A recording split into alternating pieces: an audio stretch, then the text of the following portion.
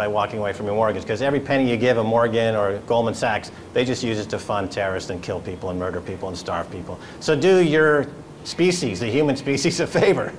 Don't pay your mortgage. Don't give the cancerous terrorists any more of your money, unless, of course, you want to live in a prison. Well, so let's look at how what is going on in the Arab revolutions going on is the U.S. wanting, and the European countries wanting to maintain their monopoly on weapons of mass destruction. EU arms exports to Libya. Who armed Gaddafi? And this is a Guardian expose of looking at just the EU countries and how much they sold in weapons to Gaddafi since 2004, when Tony Blair went to Tripoli and camped in the tent with Colonel Gaddafi. And you see Italy, France, and Germany are the top 3 countries in Europe who exported $834.5 million worth of arms in the first 5 years after the arms embargo was lifted in October 2004. And then there's a breakdown of the chart of the details. And you see that most of the weapons were with Italy and France, and they exported mostly military planes. But Germany supplied nearly $8 million in tear gas, chemical weapons, and radioactive materials. Well, of course, they're no stranger to this kind of thing, but they're supposed to be by law, not participating in any kind of military budgets. But of course, what does a law mean these days? But the other thing is, this October 2004 arms embargo was lifted because Gaddafi said, I'm going to give up my chemical weapons and nuclear program. Right. So then Germany supplies them with new stuff. So it's a racket that the US and Europe operate. You're a bad guy unless you take our radioactive and chemical weapons. Right, so it's an arms dealing Ponzi scheme, or shell game, to be more specific. Yeah. One person says no more weapons. They do it through another cutout, another country, another backdoor financing, another dark exchange, another offshore balance sheet. And of course, Gaddafi, I don't know what his career is going to be once he leaves Libya, but he could join one of these shows in America like America's Got Talent. He could be one of the judges. He's got the flamboyant costumes, and he's very good in front of the camera. You know, he could be one of those judges on one of those shows like Terrorists Got Talent, featuring Goldman Sachs bankers. They compete as to who can come up with the most extravagant weapon of mass financial destruction.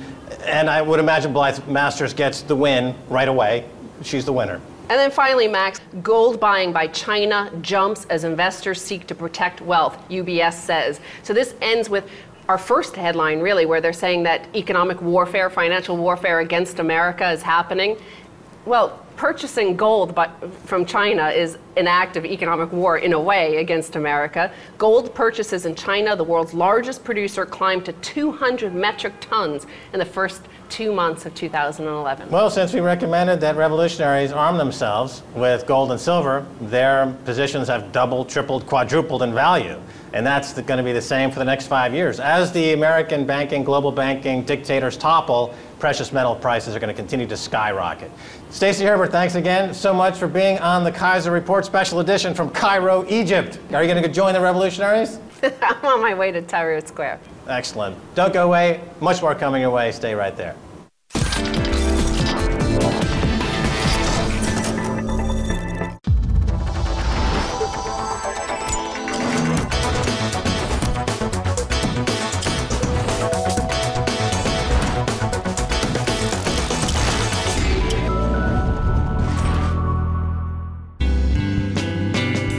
Observe nature and discover its beauty.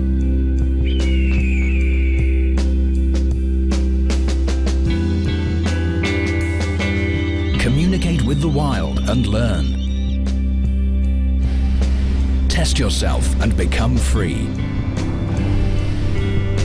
See what nature can give you on RT.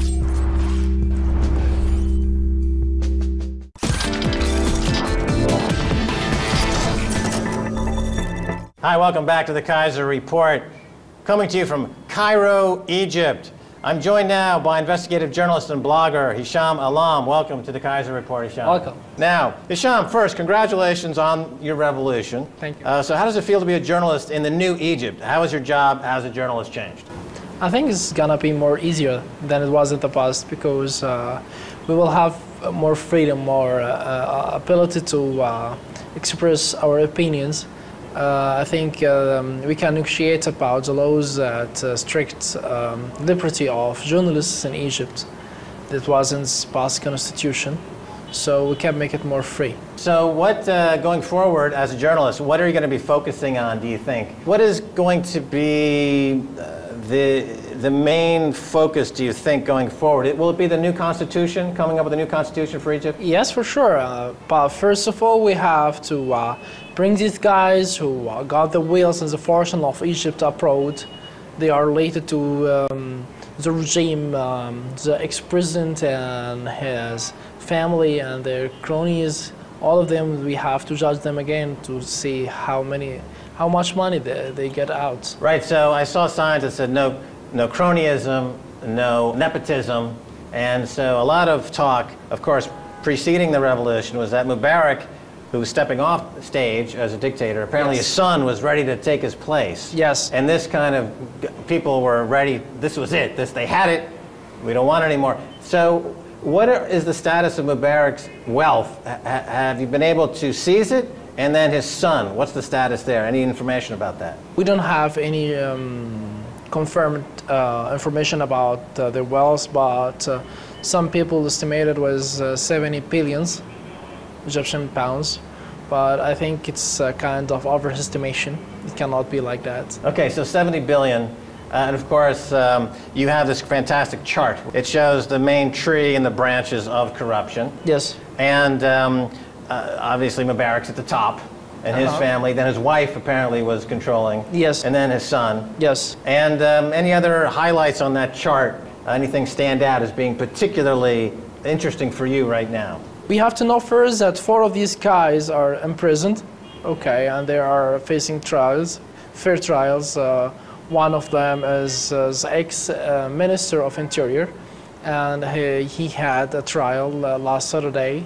And also we have to know that the people on the streets, the demonstrators, didn't accept just kind of a change. Last Thursday, they succeeded to change the prime minister and to bring another prime minister who has some kind of access towards the street people. So this kind of change, this kind of acceptable pressure that people want to continue and they were treating with the forces, armed forces. So Mubarak and his son Gamal, they're very friendly with the bankers in London, the bankers in the United States. I think so. There's a huge conflict there.